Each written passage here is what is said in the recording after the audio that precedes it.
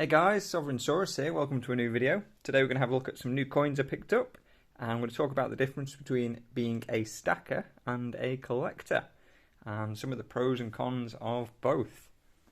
So I picked up 3 new Sovereigns today, and I've lost count of what that will put us on, but we're obviously north of 100. Now these are 3 Victoria Sovereigns, and they were bought on the second-hand market, just as, best value if you like. So the premium on these was about 3.1 or 2% by the time I had them delivered. Now I don't like buying single coins because obviously you're paying the same postage for 1 as you are for 3 or 4 or 5, and it just makes it more efficient. If you are having to post them or buy them from a distance, it's just a mark on the capsule there, then it is just a bit more efficient to be buying a couple at a time. So the difference between being a stacker and a collector. So in my eyes, a stacker would be buying, let's just keep it simple, we're talking about gold or silver. If you are a stacker, you are generally buying the lowest premium and therefore the most weight for your money. So if you're buying sovereigns, let's say you are shopping on Friday, you're going to go out on Friday and buy whatever gold comes at the lowest premium. So let's say your budget is £1,500, you want to get the most you can, then you're probably going to go for a 1 ounce. Maybe it will be something that's a nice low premium like a Krugerrand. Now this one's in nice condition, but maybe because you are just a pure stacker, you don't really care, you just want the cheapest Krugerrand on the market, and that's what you get, maybe 2 or 3%, maybe a bit less. Maybe 1%, premium. If you are perhaps thinking, well, I've got £1,500, I want something a bit more fancy, then you might think, well, let's go for something like a Britannia with a bit of a fancy design, or maybe a Tudor Beast, or something like that, whatever new coin is coming out at that moment. So I would really see myself as a stacker, primarily. I don't feel like I'm a very good collector, if that makes sense. So, although I have picked up some pieces like the 1989 double, we've got this India Mint Sovereign, and, we've got some fancy silver coins, the 2 ounce Queen's Beast, they have a bit of a premium. Yeah, there's the Queen's Beast one, that one. And the 2 ounce Tudor Beast series, obviously a little bit of a premium. Now, why would I pick these up if I was just a stacker? So, first of all, there's a bit of variety in stacking different things. So when it comes to perhaps sell, if you wanted to sell a fairly large stack for a personal collection, you might end up with a couple of kilos over the years. At the moment, the stack is north of 1 kilo, and that's not been stacking that long really, relative to how much potential time I've got in terms of stacking. It could certainly grow a long way from here, so who knows what will happen in the future. Obviously there's a lot of unknowns there, but in general I think having a stack that's easy liquidated would be the best option for me. Some people are planning to feed the stack out, perhaps selling a sovereign a month or an ounce a month or whatever to supplement a retirement perhaps, but it could be that I want to sell the whole stack and buy a different investment for a short period of time and then build the stack back up. I just don't know, I don't know what opportunities are going to come up. So whilst I do see myself as a stacker, I do have, like I say, some coins that are at a fair premium. Now, not all the coins were bought at a premium though, so if I've got the opportunity to buy, perhaps a Queen's Beast completer or something, Queen's Beast or something like that, versus a Krugerrand, and the price is the same, I'm probably going to go for the fancier coin. So to a point, I want to get the fanciest coin for my money, to a point though.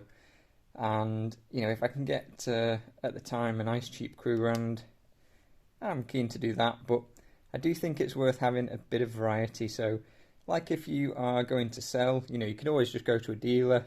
You'll get the convenience of the dealer buying your coin, or coins, or bars, or whatever it might be. But you might have to pay a little bit of a fee for that convenience, or not realise as much profit for that convenience. So when it comes to the sovereigns, you know, if you've got the special years like the 2005, 2002s and things like that, they do tend to sell at a little bit of a premium over these, and they do tend to sell a lot quicker. So if I was to list, you know, the 2005s, for example, they'd be snapped up more or less straight away, even at a slightly higher price than the bullion sovereigns. When you get to the older sovereigns, like the Young Victorias, for example, you do actually sometimes see a bit more of a premium. Like, for example, I paid £5 more for this sovereign than a 2020, and it is in very nice condition, but ultimately it's the same amount of gold, it's the same weight, and if I was to go back to the dealer, he's probably going to give me the same price for this as he would for these three, or even the shield. He might give a little bit of a premium for the shield, but that's basically how it is. So if you look on dealers' sell to us page, so most dealers have a page where it says, you know, sell your gold to us, something along those lines, and some have prices for popular coins already there. So I think the difference on some of the websites is maybe like £3 or £4 different, you know, a couple of bucks different between a Krugerrand and any of these coins here. So if you are ultimately going to sell to a dealer, it might not matter that much what coins you are picking up, as long as they're easy to sell, you know, for the dealer. Like you have maybe certain coins that aren't that popular, like Year of the Dog or something, you know, I don't know which lunar years are popular or not, but if you have something like a load of those, maybe the dealer's going to have a long time trying to sell them, or have to sell them very cheap. Whereas Krugerrand, you know, everyone knows it, it's popular all around the world, and it's just a low premium bullion coin. People are going to pick it up. So where do you think you fall? Do you feel like you're more of a stacker or more of a collector, or somewhere in between? So like I say, I do feel like I am more of a stacker than a collector. I don't feel like I'm a very good collector.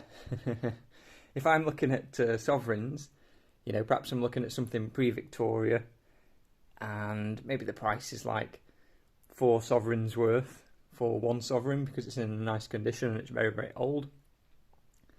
I'm just really, well, so far I haven't pulled the trigger anyway.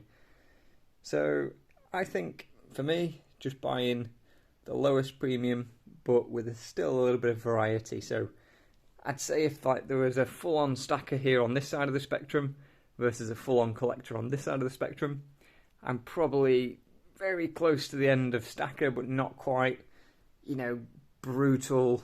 I'll buy the cheapest thing, whatever it is, don't care. And I'm probably just a little touch off there. Whereas some people who are perhaps collectors, maybe they don't have very many sovereigns, they might only have, you know, 5 or 10, but what they have is real, you know, impressive collectible examples. Now, the only drawback with that, you need to sell to collectors. If you go to a dealer, you know, a main dealer, they're not going to give you the full, you know, market price that you might have seen on eBay or the likes, because they've obviously got to keep the coin for a period of time and make a profit on it when they sell. So you are going to realise more selling it yourself if you have the market to do that. You know, maybe there's online marketplaces that make that easy, but just depends obviously where you are and if you can be bothered with all the online listings, etc.